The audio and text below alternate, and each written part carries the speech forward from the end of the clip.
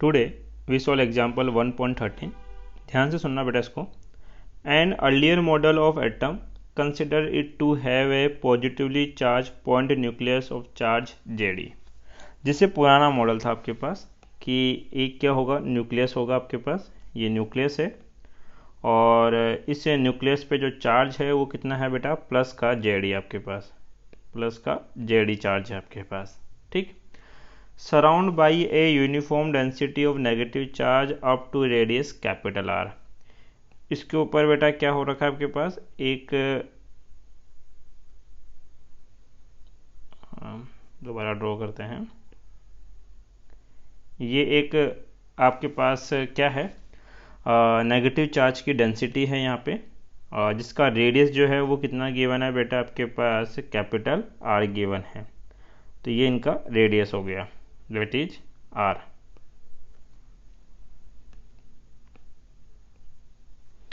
ये आर इसका रेडियस है बेटा आपके पास।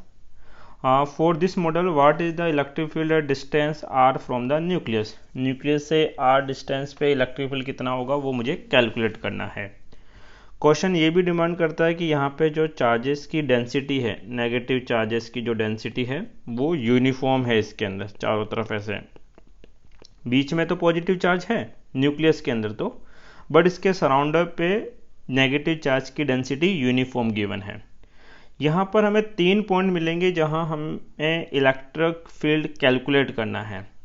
पहला पॉइंट मैं कंसिडर कर सकता हूँ वेयर कि इसके सेंटर से, न्यूक्लियस से सम आर डिस्टेंस पे एक पॉइंट है that is P1 outside. Second आप कंसिडर कर सकते हो बेटा इसके सरफेस पे P2, और थर्ड आप कंसिडर कर सकते हो कहाँ कैलकुलेट करना है बेटा, इसके इनसाइड पॉइंट के ऊपर। ये इनसाइड पॉइंट है डेट इज आर, और ये कौन सा पॉइंट है बेटा आपके पास, P3। P1 और P2 पे तो बहुत इजीली कैलकुलेट किया जा सकता है। क्यों? क्योंकि ये जो एटम है वो इलेक्ट्रिकली न्यूट्रल है। डेट मीन जितना आपके पास पॉजिटिव चार्ज है, तो पॉजिटिव चार्ज कितना है जेडी, उतना ही आपके पास नेगेटिव चार्ज है डेट इज माइनस जेडी। तो जो टोटल चार्ज रहेगा वो कितना रहेगा, जेडी माइनस का जेडी इक्वल टू कितना, 0। सबसे पहले बात करेंगे बेटा हम लोग पॉइंट P1 के ऊपर। तो देखते हैं किस तरह से सोल्व करना है। आपके पास ये है फर्स्ट और ये है आपके पास सेकंड। ठीक है, बीच में कौन है बेटा आपके पास, ZE, और यहाँ पे बार बार मैं पॉजिटिव बना देता हूँ, नेगेटिव चार्ज यूनिफॉर्मली डिस्ट्रीब्यूटेड है। और आउटसाइड पे एक पॉइंट था R के ऊपर। यहाँ आपके पास हम लोग एक गाउसन सरफेस कंसिडर करेंगे।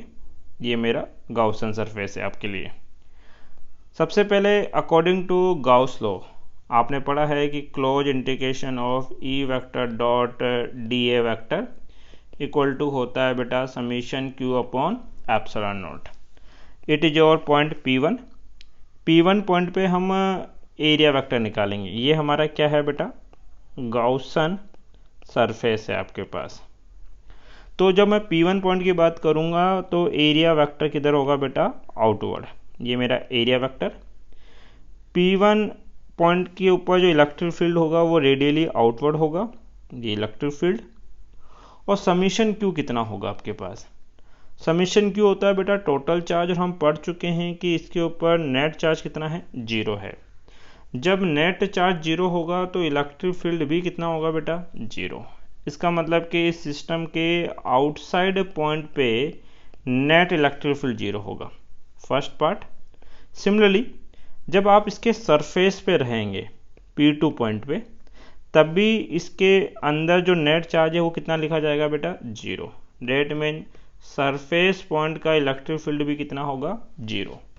जो इम्पोर्टेंट टर्म है कैलकुलेट करने के लिए बेटा वो है इसका क्या, आपके पास जो इनसाइड पॉइंट है वहाँ किस तरीके से कैलकुलेट किया जाएगा आपके लिए। सबसे पहले बात करते हैं बेटा हम लोग इनसाइड पॉइंट के बारे में। तो ये आपके पास न्यूक्लियस है और ये यहाँ पे यूनिफॉर्मली नेगेटिव चार्ज डिस्ट्रीब्यूटेड है। न्यूक्लियस पे चार्ज कितना है बेटा, प्लस का जेडी, और यहाँ पे यूनिफॉर्मली नेगेटिव चार्जेस डिस्ट्रीब्यूटेड हैं, और ये रेडियस कितना है आर। मुझे इनसाइड पे स्मॉल आर पे गिवन है आपके पास। जब मैं स्मॉल आर की बात करूँगा तो उसके लिए आपके पास गाउसन सरफेस कुछ इस तरीके से बनेगा। अब ये जो गाउसन सरफेस है इस पे कुछ चार्ज होगा, क्योंकि अब पूरा नेगेटिव चार्ज इसके अंदर नहीं है, यहाँ पे ये पूरा नेगेटिव कंसिडर नहीं कर रहा, इसलिए नेट चार्ज जीरो नहीं हो सकता। मुझे यही नेट चार्ज यहाँ कैलकुलेट करना है बेटा, समीशन क्यू कितना होगा। तो जो समीशन क्यू होगा वो होगा, एक तो न्यूक्लियस है, पॉजिटिव चार्ज तो होगा ही होगा, साथ में कुछ नेगेटिव चार्ज होगा, और इसके अंदर के नेगेटिव चार्ज को मैं क्यू डैश कंसिडर कर लेता हूँ, तो वो होगा क्यू डैश। अब मुझे ये क्यू डैश की वैल्यू ही कैलकुलेट करनी है। अब देखते हैं कि ये क्यू डैश कैसे कैलकुलेट किया जाएगा। उस चीज़ को ध्यान से समझिए आप लोग, कि मान लीजिए कि ये कोई स्पेयर है, और इस स्पेयर का मैं आपको वॉल्यूम दे देता हूँ। क्या देता हूँ पहले मैं, वॉल्यूम। ये वॉल्यूम मैंने दे दिया, मान लीजिए बेटा आपके पास कितना, 20 लीटर, और इस स्पेयर के अंदर कुछ फिल्ड किया गया है। मान लीजिए मैं वाटर फिल कर रहा हूँ, तो वो आपके पास कंसिडर कर लेते हैं बेटा कितना, 100 वॉल्यूम है इसका बेटा, 20 मीटर क्यूब, और 100 लीटर मैंने वाटर फिल किया है। तो मैंने आपको दो चीज़ें बता दी, एक तो बड़े वाले का वॉल्यूम बता दिया। क्या सिमिलरली आप मुझे इस बड़े वाले स्पेयर का वॉल्यूम बता सकते हो? यस। क्या होगा इसका वॉल्यूम? तो इसका वॉल्यूम हो जाएगा बेटा आपके पास कितना, टोटल 4/3 पाई कैपिटल आर क्यूब, यही इसका वॉल्यूम होगा। और इसके अंदर फील्ड क्या है, ये नेगेटिव चार्जेस फील्ड है आपके पास। कितना नेगेटिव चार्ज फील्ड है टोटल, ZE। जैसे कि इसमें जो काम यहाँ वॉल्यूम का काम 20 मीटर क्यूब कर रहा था, वो कौन कर रहा है, 4/3 पाई कैपिटल आर क्यूब। जो काम यहाँ 100 लीटर कर रहा है वो कौन कर रहा है बेटा, ZE। अब इस केस में मैं आपसे पूछता हूँ कि बताओ 20 मीटर क्यूब में 100 लीटर वाटर आता है, तो 1 मीटर क्यूब में कितना आएगा? आपका आंसर होगा 100/20, डेट इज 5 लीटर पर मीटर क्यूब। सिमिलरली एक यूनिट वॉल्यूम में कितना चार्ज स्टोर होगा, ZE इक्वल टू होगा 4/3 पाई कैपिटल आर क्यूब आपके पास। क्लियर? अब मैं क्या करता हूँ बेटा, इसके अंदर एक स्पेयर और कंसिडर कर लेता हूँ जिसका रेडियस है स्मॉल आर। मैंने कहा कि इसके अंदर वाले का वॉल्यूम है 5 मीटर क्यूब। बताओ इसमें कितना वाटर स्टोर होगा। आपको पता है कि 1 मीटर क्यूब में 5 लीटर आता है, तो 5 मीटर क्यूब में कितना होगा, 25। कैसे निकाला, 5 × 5।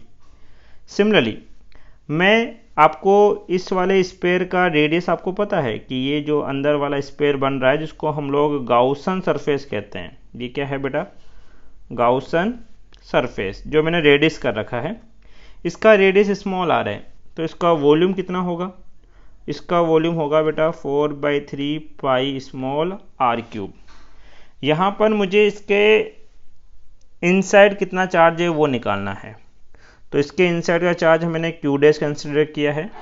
वो कितना कैलकुलेट करेंगे, यूनिट वॉल्यूम में इतना आ रहा है, ZE/4/3 pi capital R cube multiply by इसका वॉल्यूम क्या है बेटा, 4/3 pi small R cube.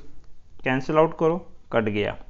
Q dash equal to हो जाएगा ZE small R cube upon में कैपिटल आर क्यूब आपके पास। क्लियर है इतनी सी बात बेटा, ये क्यू डैश आ गया। अब हमें केवल गाउस लॉ अप्लाई करना है। गाउस लॉ कहता है E vector dot DA vector equal to summation Q upon epsilon naught. यहाँ पर E DA हो जाएगा बेटा एरिया, इक्वल टू कितना आपके पास, समीशन Q। समीशन Q आपने निकाला है बेटा, कितना है, ZE माइनस Q डैश। तो ये है बेटा ZE minus Q dash upon में एप्सिलॉन नॉट। बेटा एरिया आता है किसका, गाउसन सरफेस का। तो गाउसन सरफेस का जो रेडियस है वो है स्मॉल r, और ये स्पेयर है, स्पेयर का एरिया होता है बेटा 4 pi r²। ZE as it is, और Q डैश हम निकाल चुके हैं। कितना होगा आपके पास बेटा ये ZE small R cube upon capital R cube divide by epsilon naught.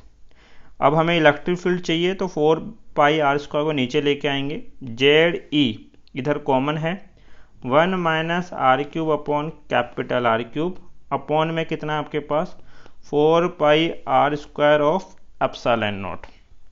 ऐसा करो ये जो आर स्क्वायर है इसको डिवाइड कर दो, इलेक्ट्रिक फील्ड हो जाएगा ZE upon 4 pi epsilon not.